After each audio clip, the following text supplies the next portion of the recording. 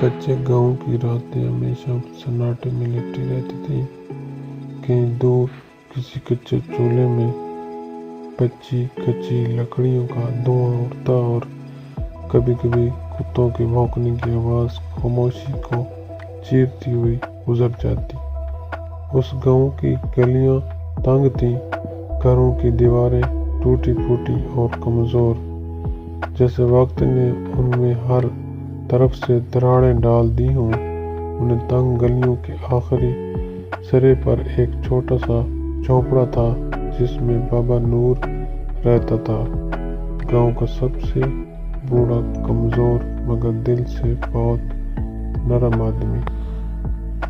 بابا نور کی عمر شاید 90 سال کے قریب تھی۔ ہاتھ کانپتے تھے، کمر جھکی ہوئی تھی اور آنکھوں میں معدنی روشنی رہ گئی تھی۔ اس کے پاس نہ اولاد تھی، نہ رشتہ دار۔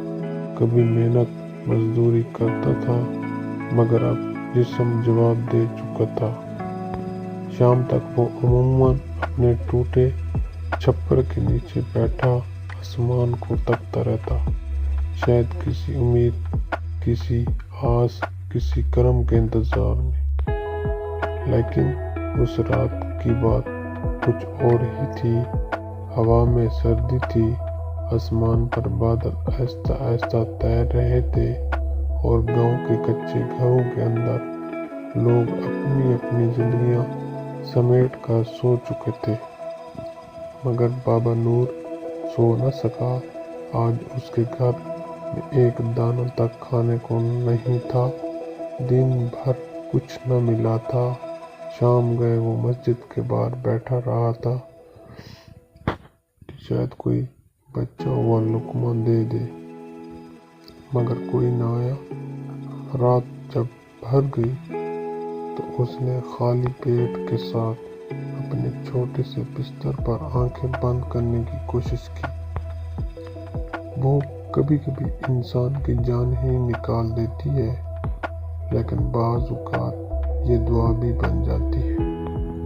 بابا نور نے پلو بدلتے ہوئے آہستہ سے آسمان کی طرف دیکھ کر کہا، اے میرے رب، آج تیرے بوڑھے بندے کو بہت بھوک لگی ہے، کچھ کرم کر دے۔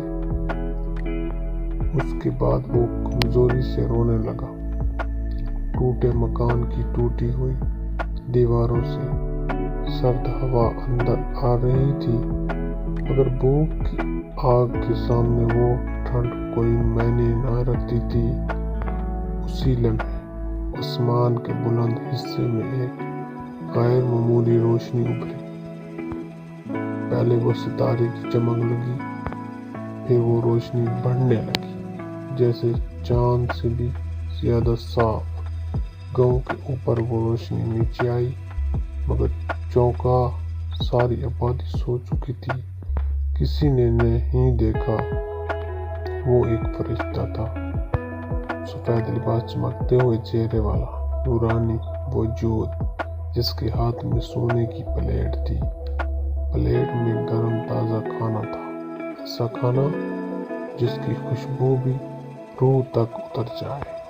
فرشتہ آہستہ آہستہ زمین کی طرف اترا اور بابا نور کے جھونپڑے کے سامنے کھڑا ہو گیا۔ اس کے قدموں کی آواز نہ تھی، نہ زمین پر کوئی نشان پڑا۔ فرشتے نے ایک لمحے کے لیے کچے گھر کی ٹوٹی دیواروں کو دیکھا اور پھر آہستہ سے اندر داخل ہوا۔ بابا نور نے محسوس کیا کہ جیسے جھونپڑے کے اندر کوئی روشنی پھیل گئی ہے۔ اس نے آنکھیں کھولیں اور سامنے کھڑا نورانی وجود کو دیکھا تو گھبرا سا گیا، ہاتھ کانپنے لگے۔ کون ہو تم؟ فرشتے نے مسکرا کر کہا، اللہ کے حکم سے آیا ہوں بابا نور، تیرے رزق کے لیے۔ تو نے آج جو دعا کی تھی وہ عرش تک پہنچ گئی۔ بابا نور کے لب کپ کپا گئے، اس کے چہرے سے آنسو بہنے لگے۔ بھوک، کمزوری، تنہائی سب ایک لمحے کو جیسے دور ہو گئی۔ فرشتے نے سونے کی پلیٹ اس کے سامنے رکھی۔ یہ کھانا تیرے لیے ہے، ڈر نہیں، یہ سب تیرے رب کی رحمت ہے۔ کھانے کی خوشبو نے بابا نور کے دل میں سکون بھر دیا۔ فرشتے نے آسمان کی طرف جانے سے پہلے کہا، جس بندے کا بھروسہ اپنے رب پر ہو وہ کبھی تنہا نہیں ہوتا۔ اور وہ روشنی پھر آسمان کی طرف بلند ہونے لگی۔ چند لمحوں میں طریقی دوبارہ جھونپڑی میں لوٹ آئی۔ بابا نور کھانا دیکھ کر رو پڑا۔ اس نے کبھی زندگی میں ایسا لذیذ کھانا نہیں دیکھا تھا، نہ اس کی خوشبو ایسی تھی، نہ اس کا ذائقہ۔ اس نے آہستہ آہستہ کھانا شروع کیا، ہر نوالے کو شکر کر کے ساتھ کھاتا گیا۔ ایسا محسوس ہوا جیسے اس کے اندر نئی روح پھونک دی گئی ہو۔ رات کا سناٹا اب اس کے لیے خوفناک نہ تھا بلکہ سکون سے بھرا ہوا تھا۔ اس نے کھانا کھا کر شکرانے کے لفظ کہے اور تھکا ہوا جسم بستر پر رکھ دیا۔ آنکھوں میں عجیب سی روشنی، دل میں سکون اور چہرے پر وہ اطمینان تھا جو شاید اس نے برسوں سے محسوس نہ کیا تھا۔ اگلی صبح جب گاؤں والے جاگے تو دیکھا کہ بابا نور مسجد کے پاس بیٹھا ہے۔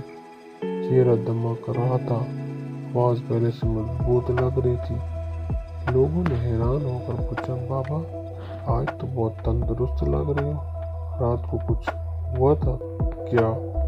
بابا نور نے مسکرا کر کہا، ہاں بیٹا، رات کو میرا رب مہمان بھیج کر گیا تھا۔ گاؤں والے حیران ہوئے مگر کسی نے زیادہ سوال نہ کیے۔ لیکن ایک بات حیرت انگیز تھی، بابا نور کا گھر جو پہلے ٹوٹا پھوٹا تھا اب اس کو کسی طرح مضبوط محسوس ہو رہا تھا، جیسے ٹوٹی دیواروں پر کسی نے رات ہاتھ پھیر کر انہیں سہارا دے دیا ہو۔ آہستہ آہستہ بابا نور کی بات گاؤں میں پھیل گئی۔ کچھ اسے کہانی سمجھتے، کچھ معجزہ، مگر بابا نور ہر ایک بات پر صرف مسکراتا رہا۔ اس کے دل میں وہ یقین بیٹھ چکا تھا کہ اللہ رزق کہیں سے بھی دے سکتا ہے، آسمان سے بھی، فرشتوں کے ہاتھوں میں بھی اور انسانوں کے ذریعے بھی۔ اس رات کے بعد گاؤں والوں نے فیصلہ کیا کہ وہ بابا نور کو کبھی بھوکا نہیں رہنے دیں گے اور روز کوئی نہ کوئی اس کے لیے کھانا لے آتا۔ جھونپڑے کی ٹوٹی دیواروں کو بھی مرمت کیا گیا، لوگ اپنے بزرگ سمجھنے لگے اور بابا نور ہر شخص کو یہی کہانی سناتا، جس دن انسان صرف خدا پر بھروسہ کرتا ہے اس دن زمین آسمان اس کی مدد کے لیے حرکت میں آ جاتے ہیں۔